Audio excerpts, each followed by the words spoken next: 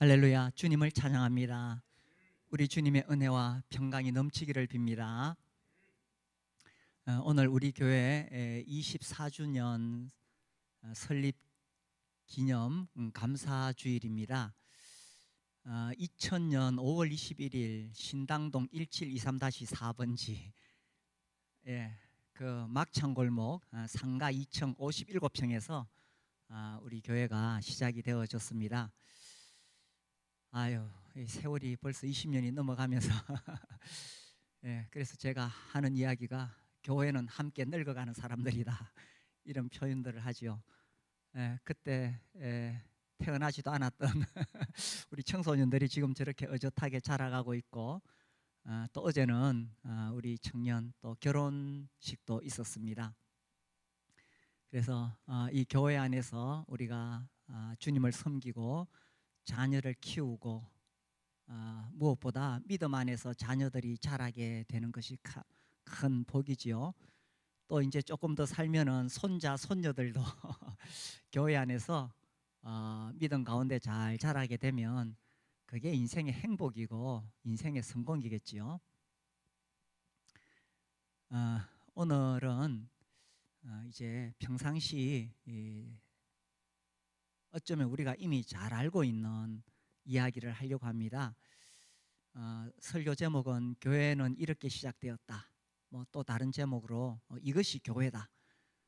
그래서 사도행전 2장에 교회가 어떻게 시작되었는가를 통해서 이것이 교회다, 가장 기본적인 이야기를 하려고 합니다. 제가 이렇게 신앙생활을 하면서 보니까 아주 기초적인 것, 아주 기본적인 것이 가장 중요해요. 뭐든지 다 그렇죠, 그죠? 뭐 운동을 배우든지 뭐 악기를 배우든지 가장 기본적인 것이 가장 중요합니다. 이 사도행전 2장에서 교회가 시작이 됩니다. 마태복음 16장 16절에 그 유명한 베드로의 신앙 고백이 있죠. 주는 그리스도시요 살아계신 하나님의 아들이십니다. 그때 우리 주님이 야, 너 정말 놀라운 고백을 했다. 이것은 네가 지혜로워서 한 것이 아니라 하늘에 계신 내 아버지께서 알려주신 것이다. 그러면서 마태복음 16장 18절에 내가 이 반석 위에 내 교회를 세우리니 음부의 권세가 이기지 못하리라 말씀하셨어요. 그래서 이 반석이 뭐냐? 뭐 크게 두 가지 의미예요. 첫 번째는 16장 16절에 베드로의 신앙 고백을 이야기합니다. 주는 그리스도시요 살아계신 하나님의 아들이십니다. 이 신앙 고백 위에다가 교회를 세우겠다. 또 다른 해석은 이 반석은 예수 그리스도시죠. 그래서 예수 그리스도 위에 교회를 세우겠다. 그래서 세우리니 라고 되어 있어요. 시제가 미래죠, 그죠? 세우리니. 그러니까 아직 안 세워졌단 말입니다. 그때는 세우리니. 근데 언제 그러면 교회가 세워지느냐? 사도행전 2장에서 교회가 세워집니다. 2장 1절에 보시면 오순절 날이 이미 이름에 그들이 다 같이 한 곳에 모였더니, 그래서 교회의 탄생은 오순절 날입니다. 우리 주님이 이제 부활 승천 부활하신 후에 이제 50일째 되는 날이지요. 그때 2절에 호련히 하늘로부터 급하고 강한 바람 같은 소리가 있어 그들이 앉은 집에 가득하며, 그래서 성령이 임하시게 됩니다. 그래서 사도행전 2장 오순절 날에 성령이 임하시고 교회가 세워집니다. 구체적으로 어떻게 세워지느냐? 이 베드로가 설교를 합니다.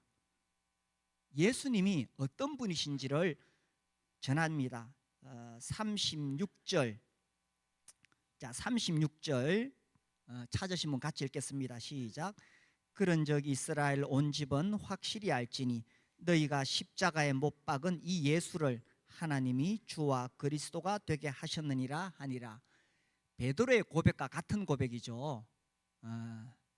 이 당시 유대인들이 예수님을 십자가에 못 박았습니다. 알지 못해서 그랬죠. 그러나 사실 이 예수 그리스도는 주이시라, 주인이시고 또 예수 그리스도는 우리의 그리스도이시죠. 주와 그리스도 구원자이십니다. 그래서 예수님이 누구신가를 베드로가 전했습니다. 그때에 사람들이 아이고 그러면 우리가 어떻게 해야 구원을 받습니까? 그때 38절 같이 읽읍시다. 시작.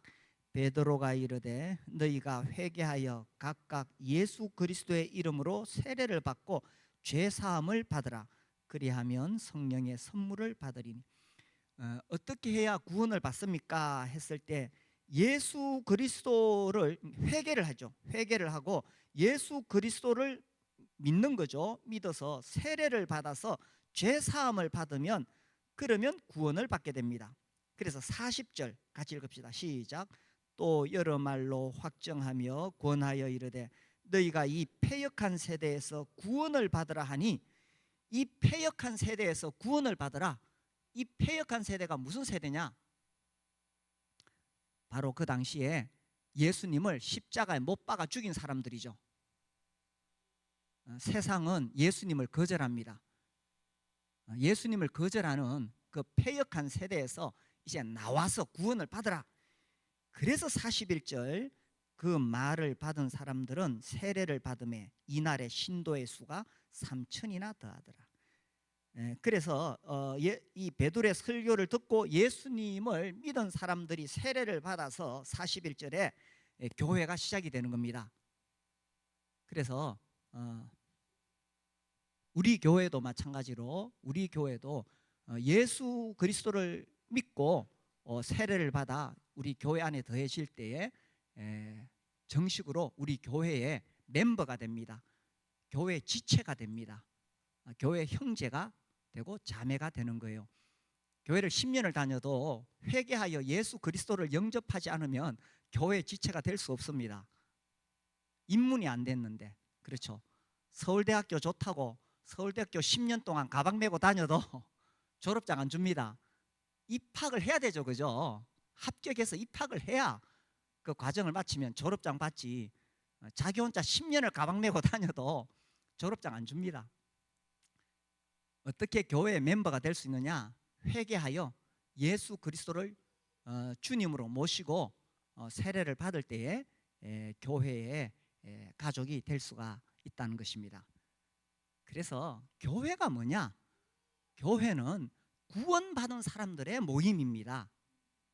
이 본래 이 에클레시아라는 단어가 뭐 사람들의 모임을 이야기를 해요. 민회, 모임을 이야기하는데 지금은 고유 명사가 되었습니다. 몸으로부터 불러낸 무리, 죄로부터 불러낸 무리, 세상으로부터 불러낸 무리, 사탄으로부터 불러낸 무리. 그래서 예수님 믿어서 구원받은 사람들의 모임이 이 교회입니다. 그래서 교회는 뭐냐? 이 패역한 세대에서 구원받은 사람. 내가 이 교회 멤버가 되려면 어떻게 해야 되느냐? 이 패역한 세대에서 구원을 받아야 됩니다. 이 패역한 세대, 이 당시에 이 유대인들은 하나님을 믿는 사람들이었습니다. 그러나 그들이 회개해서 예수 그리스도를 영접하기 전까지는 구원을 받지 않은 거죠. 그 패역한 세대는 예수님을 알아보지 못해서 십자가에 못 박아 죽였습니다. 오늘날도 마찬가지입니다. 오늘날 이 세상도 예수 그리스도를 알아보지 못합니다. 그분이 하나님의 아들이신 것을 알지 못합니다. 그분이 내 죄를 위해 십자가에 죽으시고 사망 권세를 깨뜨리시고 부활하신 하나님의 아들이라는 사실을 오늘날 이 세상도 알지 못합니다. 그래서 구원을 받아야 됩니다. 이 패역한 세대에서 이 세대로부터 회개해서 이 구원을 받아야 됩니다. 구원 받은 사람과 안 받은 사람은 천지 차이입니다. 천국과 지옥 차이입니다. 제가 이런 이야기를 들었어요. 우리 교회 사람들 보니까 별로 세상적으로 잘난 것도 없고 고집만 세고 자기 성질 다 부리고, 내가 사회 나가 보니까 아주 교양 있고 학식 있고 지위 높은 사람들, 참 예의 바른 사람들, 그런 사람들 예수 안 믿어도 너무 훌륭하더라. 그렇죠. 예수 안 믿어도 사회적으로 예의 바르고 뭐 학식 있고 훌륭한 사람들 많아요. 그러나 구원 받은 사람과 안 받은 사람은 천국과 지옥 차이입니다. 아멘이십니까? 하나님의 관심이 어디 있겠어요? 아무리 세상적으로 훌륭하고 잘 나가도 하나님 그들보다는 좀 꾸지리하고 못나도 예수 영접하고 하나님 믿는 사람, 그 사람에게 하나님의 관심이 있어요. 애들 키울 때 왜 요새 가을 운동회 잘 안 하던데, 운동회 하는 날 운동장 가보세요. 그 애들이 바글바글한데 더 잘생기고 예쁘고 예의 바르고 착한 놈들 많아요. 그런데 엄마 아빠의 눈길은 어디 있어요? 내 새끼한테 있잖아요. 그죠? 못나도 좀 고집 부려도 부모의 마음은 자식에게 있어요. 우리 하나님 이렇게 세상 보실 때에 인간적으로 훌륭한 사람들 세상에 많아요. 그러나 우리 하나님의 마음은 좀 부족해도 좀 못나도 예수님 믿고 구원받은 사람들에게 관심이 있는 거예요. 그러니 우리가 정말 존경하고 존중하고 귀하게 여겨야 될 사람들이 누굽니까? 오늘 대구 시장님 만나러 가는데 내가 참 이렇게 예의를 갖추고 일찍 가서 기다려야지. 그렇게 해야 되죠, 당연히. 뿐만 아니라 오늘 어떤 형제님 만나면, 오늘 어떤 자매님 만나면 하나님은 누구를 더 귀하게 생각하십니까? 그 형제님, 자매님 만나러 갈 때 더 내가 존경하고 사랑하는 마음으로 만나러 가는 것이 당연하죠. 그죠? 보세요. 여기 사람이 누워 있는데 막 이 아주 고급스러운 옷을 입었어요. 정장 탁 차려 입고 화장을 잘 해가지고 막 목에다가 막 금목걸이 걸고 손에는 롤렉스 시계 차고 누웠는데 죽은 사람 시체라. 여기는 뭐 후줄근하게 옷 입고 있는데 살아있는 사람이요. 어떤 차이입니까? 죽은 사람과 산 사람의 차이입니다. 그러니 구원받은 사람과 구원받지 못한 사람의 차이입니다. 천국과 지옥 차이예요. 교회는 어떤 사람들로 모이느냐? 회개해서 예수님 믿고 구원받은 사람들의 모임입니다. 하나님 우리에게 관심이 있습니다. 내가 누구냐고요? 세상적으로 볼 때 뭐 별 볼 일 없어 보이겠죠. 그렇지 내가 빌딩을 하나 가진 것도 아니고 세상 사람들 볼 때 내가 높은 지위에 있는 것도 아니고. 그러나 나는 어떤 존재이냐? 예수 그리스도께서 나 구원하시려고 십자가에 피 흘려 죽으셔서 나 구원하셨어요. 하나님의 관심은 나에게 있는 거예요. 구원받은 사람에게. 하나님의 관심은 예수 믿고 구원받은 사람들에게 있는 거예요. 우리 좀 정신을 차립시다. 교회는 뭐냐? 예수 믿고 구원받은 사람들의 모임입니다. 세상에 G7, G11 세계적인 정상들이 모이니까 막 카메라 가지고 찍고 방송하고 난리 나는데 하나님 그런 데 관심 없어요. 우리 오늘 모여서 이렇게 예배드리는 이 자리에 주님이 기뻐하시고 여기서 우리가 마음을 다해 찬송할 때에 우리 하나님이 기뻐하시고 하나님의 눈길은 여기 있는 거예요. 제가 정말 안타까워하는 것은 이 복음이 희석되면 안 되는 거예요. 교회에서 이 복음이 희석되면 안 되는 거예요. 그래서 내가 그래도 예전에 교회 내가 10년 20년 다니고 내가 장로요 목사요 신학 박사를 할지라도 구원받지 않은 사람은 교회 멤버가 될 수가 없습니다. 우리 교회가요 이 복음이 살아있어야 돼요. 확실히 구원받은 사람과 구원받지 않은 사람 분명한 경계선이 있어서 구원받은 사람이 교회의 가족이 될 수가 있는 거예요. 제가 청년 때 들은 이야기 제가 늘 기억합니다. 쌀자루가 있어요. 이 쌀자 이게 자루에 쌀이 가득 있어요. 쌀이 있는데 그 중에 이 보리가 또 몇 개 섞여 있어. 보리가 몇 개 섞여 있어요. 이거 무슨 자루입니까? 쌀자루요, 보리자루요? 쌀자루죠. 여기 보리가 가득 들어 있어요. 근데 여기 쌀이 몇 개 섞여 있어. 이거 쌀자루요, 보리자루요? 보리자루요. 안타깝지만 그런 일이 있어서는 안 되겠지만 우리 교회에 정말 우리는 예수님을 영접한 사람, 회개하고 예수를 믿는 사람을 우리 교회 가족으로 받아들여요. 침례를 줘요. 만에 하나 입술로 그렇게 고백했지만 진짜 구원 안 받은 사람이 있을 수도 있어요. 제가 늘 이야기하잖아요. 진리는 뭐가 아니라고? 명제가 아니라 뭐라고요? 인격이시다. 내가 구원론 다 이해하고 구원론 내가 잘 알아서 그거 T냐 F냐 참이다 거짓이 아니고 참이다 인정한다고 구원받는 거 아니에요. 정말 예수 그리스도를 인격적으로 만나서 그분을 나의 주로 모실 때에 그때 구원을 받는 것입니다. 그런데 정말 간혹 단지 이 구원에 대해서 이야기를 듣고 명제로 이해하고 그러면 사실 아직 구원 안 받은 거예요. 그래서 혹 이 구원받은 사람들이 모인 곳에 그렇지 않은 사람이 한둘이 있을지라도 이것은 쌀자루요. 교회입니다. 교회는요 정말 회개해서 예수 믿고 구원받은 사람들의 모임입니다. 그 교회 건물 막 으리으리하더라. 그리고 그 교회 막 프로그램 좋고 거기는 막 세상적으로 유명한 사람들 많이 다니고 나도 거기 가면 그런 이 지위 높은 사람들하고 어울릴 수 있을 건데 그 교회 목사님 막 정말 막 이 훌륭하시고 막 설교도 아주 복음적으로 잘 하시더라. 아셔야 돼요. 목사님이 설교를 복음적으로 분명하게 하더라도 그 멤버들이 정말 구원받은 사람이냐 하는 것이에요. 좀 설교를 어정쩡하게 해도 확실하게 회개를 전하고 예수 그리스도께서 십자가에 죽으셔서 그 보혈로 구원받는다는 이 명확한 복음을 전하고 있으면, 그리고 그 멤버가 그 교회 식구들이 정말 그 예수를 영접해서 구원받았으면 그것이 교회요. 그래서 교회는 구원받은 사람들의 모임입니다.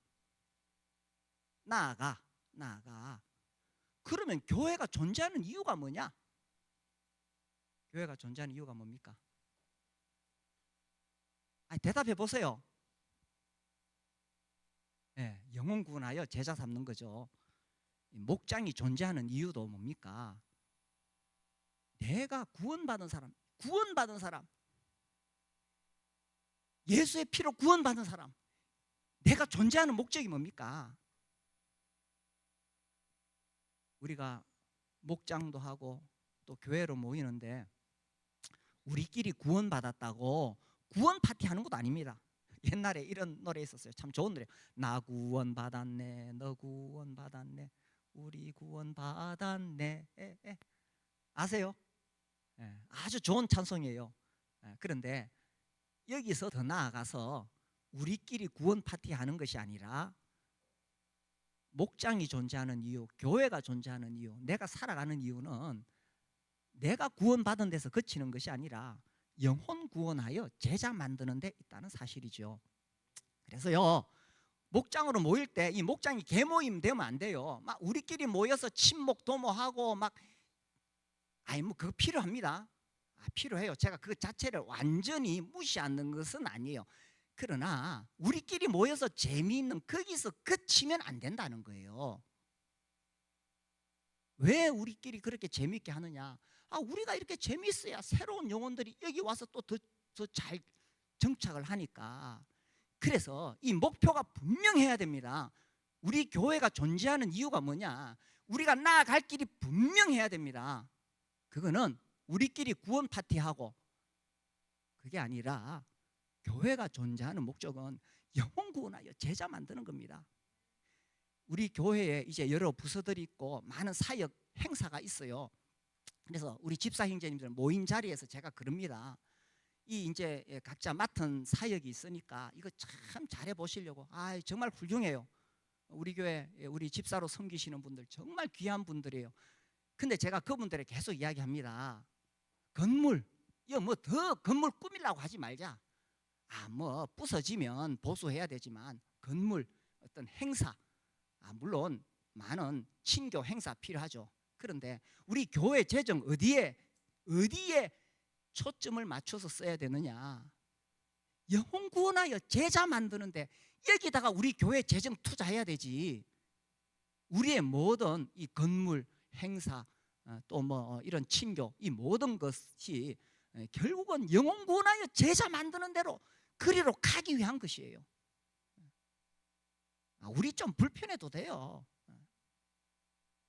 그렇죠? 그래서 이게 제가 오늘 처음 이야기했잖아요. 제가 무슨 지금 대단한 이야기 하려고 하는 게 아니라 가장 기본, 가장 기초가 되는 거 이야기하고 있습니다. 그런데 이 가장 본질적인 거, 가장 기초가 되는 거 어쩌면 우리가 쉽게 여기고 아이고 또 저 소리네 다 하는 건데 이러면 안 돼요. 이게 굳건해야 돼요. 그래서 교회가 뭐냐? 이것이 교회다. 이것이 교회다.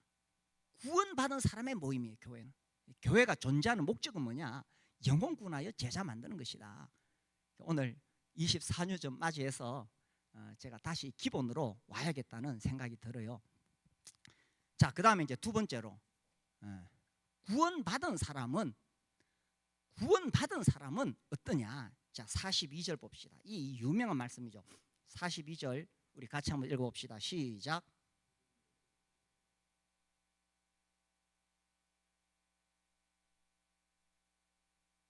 예, 아주 유명한 말씀이죠. 예, 그들이 사도의 가르침, 첫 번째 사도의 가르침 받아, 두 번째 서로 교제하고, 세 번째 떡을 떼며, 네 번째 오로지 기도하기를 힘쓰니라. 이 오로지는 사실 기도만 아니라 이 네 가지에 다 연결이 됩니다. 자, 그들이 누구냐? 그 41절에 회개해서 예수 믿고 세례 받아서 교회 성도가 된 사람은 어디에 힘을 썼습니까?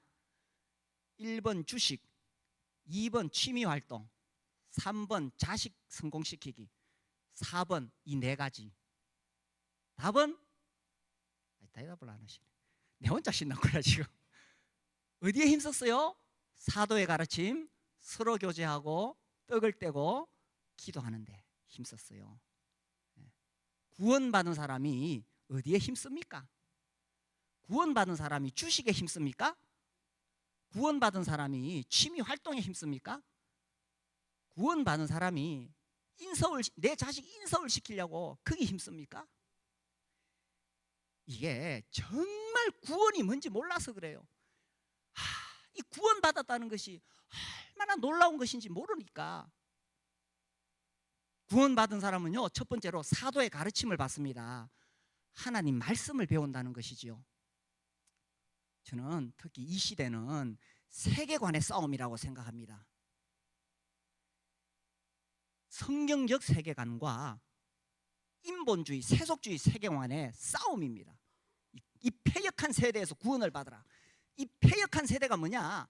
인본주의, 세속주의, 이게 패역한 세대입니다. 하나님을 거절하는, 예수 그리스도를 인정하지 않으려고 하는 것이 패역한 세대. 세속주의, 인본주의 뭐가 깔려 있습니까? 진화론, 무신론, 유물론입니다. 아유, 이 성경 내 뭐 배울 만큼 배우고 알 만큼 아는데 내가 좀 고상한 인문학, 철학, 교양서적 좀 읽어보자. 물론 읽으세요. 저도 읽습니다. 그렇죠. 제가요, 그 2008년도에 우리 가족이 중국에 살았잖아요. 그때 이제 중국에 올림픽 할 때인데 비자 문제 때문에 제가 연태대학에 다녔어요. 그 중국어 배웠는데 이제 독해를 이제 합니다. 그때만 해도 제가 중국어가 좀 돼가지고 중국어 선생님한테 중국어 독해를 공부했어요. 제가 참 그때 놀랐어요. 야, 오랜 역사를 가진 중국의 그 인문학, 야, 그 깊이에 제가 막 감탄을 했어요. 야, 정말 오랜 역사 속에서 이 나온 삶의 지혜가 너무너무 놀랐어요. 제가 그 내용을 지금 다 기억하지는 못하는데 여전히 그 감격은 남아 있어요. 그러나 보세요. 이 모든 것은 기본적으로 창조주를 인정하지 않습니다. 오늘날 인문학, 철학, 교양서적 기본적으로 깔려 있는 게 뭡니까? 인본주의, 세속주의입니다. 기본적으로 그 밑에 뭐가 흐르고 있어요? 진화론, 무신론, 유물론이 흐르고 있습니다. 대학 가서 교양 과목 들어보세요. 아니 교양 과목만 아니라 전공 과목 들어보세요. 다 기본으로 다 진화론 깔려 있습니다.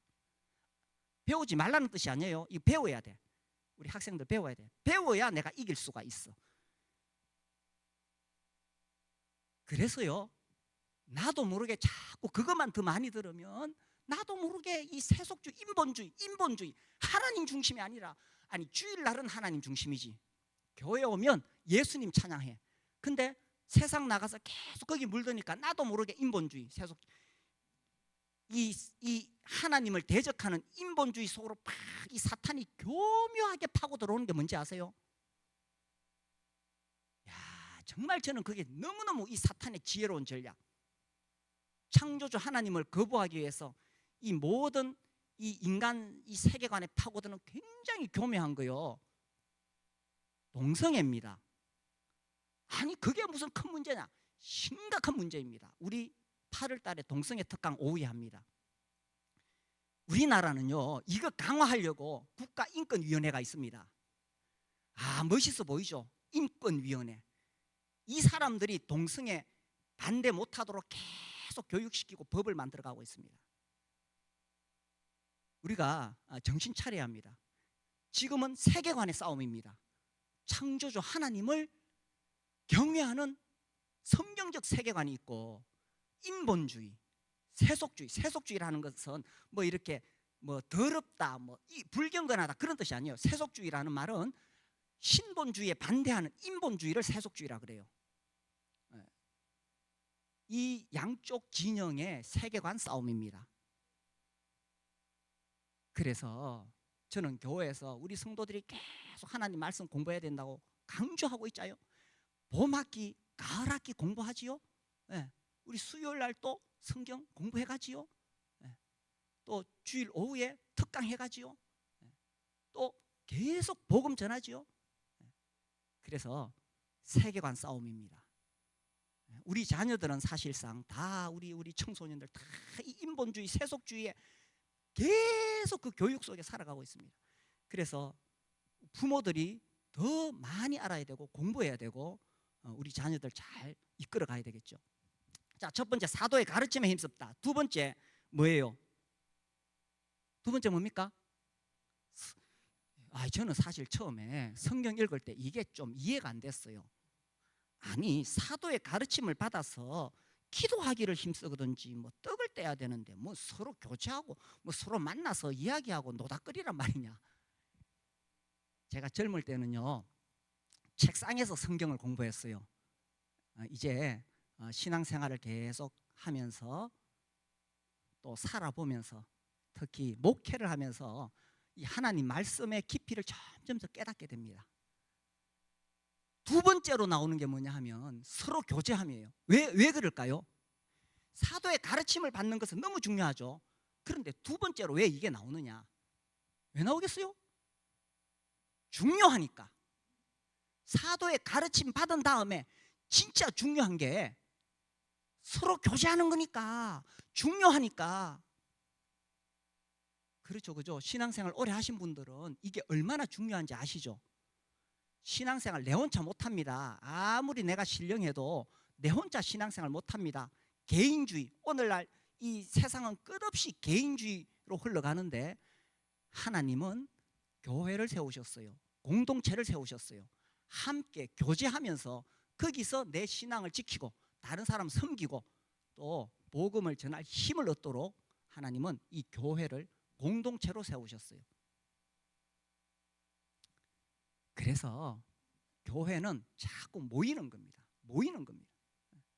그래서 우리가 주일날 모이고 오전에 모이고 오후에 모이고 평일날 수요일날 모이고 목장에서 모이고 또 함께 모여서 기도하고 찬양하고 자꾸 모이면서 이 서로 교제하는 거예요. 그래서 이제 우리가 특별히 이 목장을 통해서 정말 가족이 되기를 바라고, 그리고 이제 제가 이제 올해 들어서 계속 느끼는 것은 이게 이제 잘못될 수 있어요. 너무 목장 중심으로만 될 수가 있어요. 이게 사실은 목장에서 새로운 영혼들이 계속 구원을 받으면은 이게 이 목장이 계속 이렇게 활력을 얻는데, 구원을 받는 사람이 없고 뭐 한 10년 동안 계속 같은 사람만 모이게 되면 이게 고인물은 썩어요. 그래서 제가 계속 요즘 강조하는 것이 목장을 넘어서 다른 목장과 교회가 계속 함께 교제를 해야 된다. 제가 우리 목자님들에게 계속 강조하고 있습니다. 그래서 우리가 뭐 1000명 되는 것도 아니고, 그렇죠? 그래서 고루고루 다 이렇게 함께 교제할 필요가 있습니다. 서로 교제하며가 왜 두 번째 나오느냐? 이게 너무나 중요한 거예요. 아이, 나 오전 예배 드리고 이제만 난 집에 갈란다. 서로 교제하며 너무너무 중요합니다. 세 번째가 뭡니까? 떡을 떼며, 떡을 떼는 거죠. 이게 뭐 그냥 음식을 나눈다는 의미라기보다는 우리가 사도행전을 쭉 읽어보면 사실 초대 교회 때는 이 애찬과 성찬이 섞여 있었어요. 그 초대 교회 시대의 그 장면들을 이렇게 자료를 찾아서 모은 것을 보면은 이렇게 그냥 애찬 밥을 먹다가 그러다 마지막에 거기서 이제 성찬을 행했어요. 그러다가 이제 교회 역사가 흘러가면서 애찬과 성찬이 분리가 됩니다. 어쨌든 이 떡을 떼는 것의 의미는 이 성찬의 의미가 깊이 있습니다. 우리 교회는 매주일 주의 만찬을 행합니다. 떡을 떼며 종교개혁자 칼빈도 이 중요성을 알았기 때문에 매주 행하자고 했어요. 근데 이 제네바 시의회가 그것을 받아들이지 않았기 때문에 오늘날 장로교는 연 2회로 그냥 그렇게 가게 됩니다. 근데 우리 교회는 매주 행합니다. 이게요, 구원받지 않은 사람에게는 이 주의 만찬의 자리가 매우 지루하고 딱딱할 수 있어요. 구원 안 받아서 그래요. 정말 예수님 영접하고 구원받은 사람에게는 이 주의 만찬의 자리야말로 이게 진짜 예배예요, 예배. 물론 지금 설교를 들으면서도 예배를 드릴 수 있겠죠.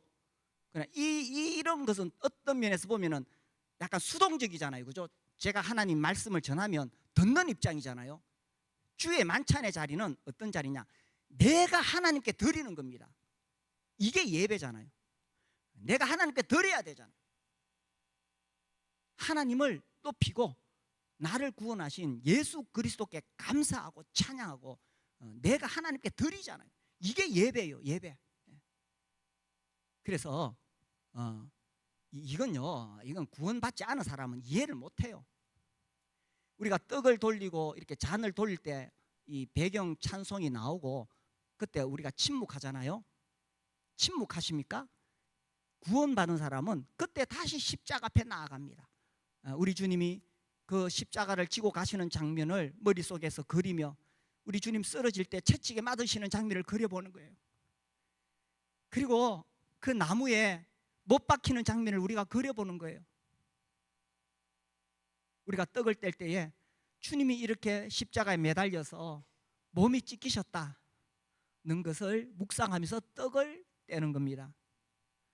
주님 거기서 못 박히셨을 때에 두 손과 두 발에서 피가 쏟아졌어요. 우리가 잔을 마시면서 주님의 보혈을 그때 묵상하는 거예요. 이건요, 구원받지 않은 사람은 이건 죽었다 깨어나도 이해 못합니다. 왜? 예수님의 십자가 사건이 나의 사건이 아니니까. 그러나 정말 회개하고 예수 믿은 사람에게 이 떡과 잔, 주의 만찬의 자리는 한없는 감사와 경배를 드리는 자리죠.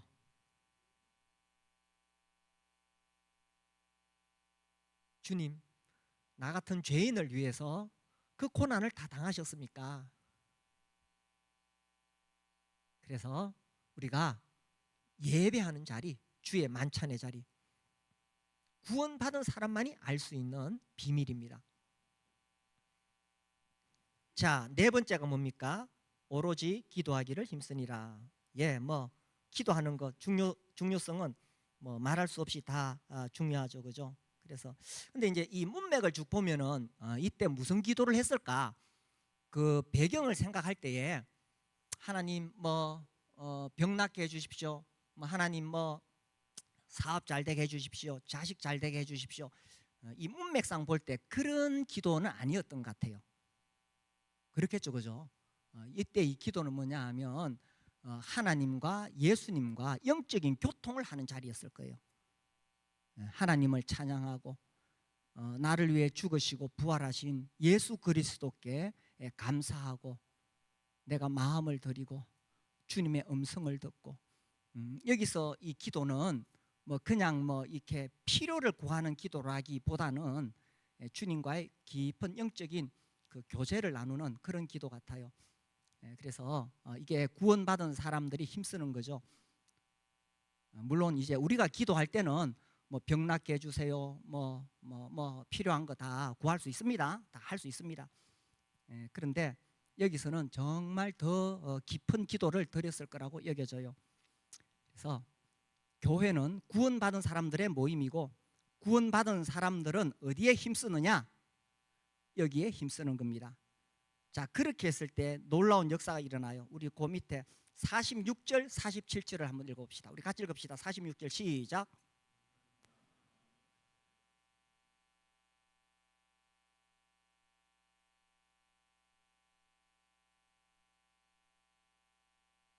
온 백성에게 칭송을 받으니 주께서 구원받는 사람을 날마다 더하게 하시니라. 이게 초대교회는 날마다였어. 날마다. 예수님 부활하시고 성령이 오시니까 그 감격이 너무 커서 날마다 마음을 같이하여 성전에 모이기를 힘쓰고 모였죠, 그죠? 어디에 힘썼느냐? 모이기를 힘쓰고 집에서 떡을 떼며 이 떡은 성찬으로 봐요. 기쁨과 순전한 마음으로 음식을 먹고 이 음식은 애찬이겠죠. 하나님을 찬미하며 또 온 백성에게 칭송을 받으니 그 다음 보세요. 주께서 구원받는 사람을 날마다 더하게 하시니라. 초대교회는 날마다 주께서 구원받는 사람을 날마다 다 더하게 하시니라. 이게 교회입니다. 이게 교회입니다. 교회는 성도들이 함께 모이고 기도하고 또 그렇게 하면서 날마다 구원받은 사람이 늘어가는 곳, 이게 교회죠. 그래서 오늘 제가 가장 기본적인 이야기했습니다. 교회가 무엇인가? 이것이 교회다. 그렇죠? 이것이 교회다. 교회는 어떤 건물이나 조직이나 뭐 훌륭한 목사님 프로그램이 아니라 좀 부족해도 못나도 세상적으로 별 볼 일 없을지라도, 아니 오히려 세상에 별 볼 일 없는 사람들이 많이 모였어. 고린도 교회 보니까, 고린도 교회 1장 보니까 뭐 세상적으로 별 볼 일 없는 사람들이 많이 모였더라고요. 하나님은 세상적으로 지혜 있고 잘난 사람들이 아니라 참 세상적으로 천하고 별 볼 일 없는 사람들 모으셨더라고요. 고린도전서 1장에 보니까. 그렇죠? 그러나 구원받은 사람들의 모임이다. 확실하게 이 패역한 세대로부터 구원받는 사람, 인본주의, 세속주의, 진화론, 무신론, 유물론에 젖어있는 그 패역한 세대로부터 구원받은 사람, 이 구원받은 사람, 이제는 예수 그리스도가 나의 주시오 나의 구원자이시다. 예수님을 다 인격적으로 모시고 살아가는 사람들, 이게 교회라는 거예요. 그 구원받은 사람들 뭐하고 사느냐? 어디에 힘쓰느냐? 어디에 힘쓰느냐? 하나님 말씀 계속 배우고, 그죠? 서로 교제하고 떡을 떼고 기도하기에 힘쓰는 사람, 이게 교회라는 겁니다. 우리 교회가 이런 교회가 돼야 되겠지요? 우리 교회가 정말 이런 교회가 되기를 바랍니다. 특별히 이 복음의 능력이 살아있어서 구원받은 사람과 안 받은 사람이 확연히 드러나는, 그래서 이 복음의 능력이 살아있는 우리 교회가 그런 교회가 되도록 우리 함께 섬기고 그렇게 함께 이런 교회를 세워갔으면 좋겠습니다. 우리 기도하겠습니다. 하나님